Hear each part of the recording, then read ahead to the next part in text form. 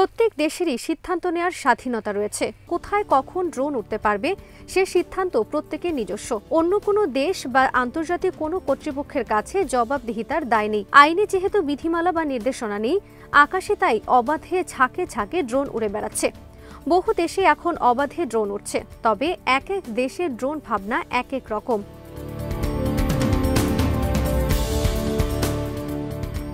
গোপন নজরদারির জন্য ড্রোনের ব্যবহার প্রতিদিনই বাড়াচ্ছে চীন। বিশেষ করে দক্ষিণ চীন সাগরে যেসব বিতর্কিত দ্বীপ রয়েছে অথবা আন্তর্জাতিক জলসীমায় নজরদারির জন্য ব্যাপক হারে ড্রোন ব্যবহার করছে তারা। চীনকে দেখে অন্য দেশগুলো গা ঝাড়া দিয়ে উঠেছে। যুক্তরাষ্ট্রের মতো দেশও ড্রোন প্রযুক্তিতে বিপুল অর্থ ঢালতে শুরু করেছে।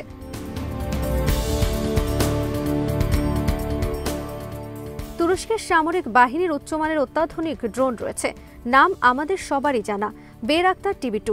এই ড্রোন লেজার নিয়ন্ত্রিত বোমা বহন করতে পারে, আবার আকারেও এতটা ছোট যে ড্রোনগুলোকে যে কোনো খোলা ট্রাকে বহন করা যায়।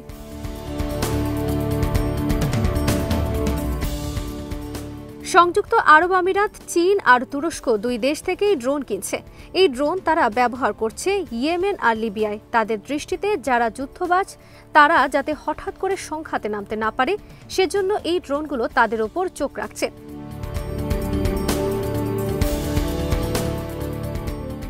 উত্তর কোরিয়া সম্প্রতি দক্ষিণ কোরিয়াতে ড্রোন অভিযান চালিয়েছে।